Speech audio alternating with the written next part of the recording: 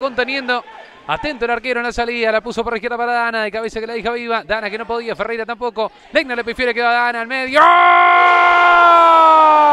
¡gol! ¡Güelfo! ¡Gol!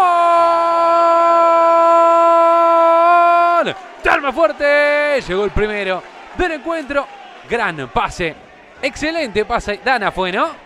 Sí, sí. Güelfo que define con arco vacío, 1-0. ¿Qué falta? Sí. Ok, pudieron solucionarlo entonces, ¿no? Sí, sí, sí. Al menos no hubo indicación a los bancos aquí abajo. Pelota de Aguirre, cabezazo. Vidal. ¡Gol!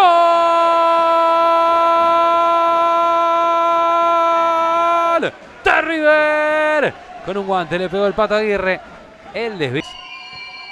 Abre con Maciel. Hacia adelante con Argento. Al medio. ¡Colaza! ¡Gol!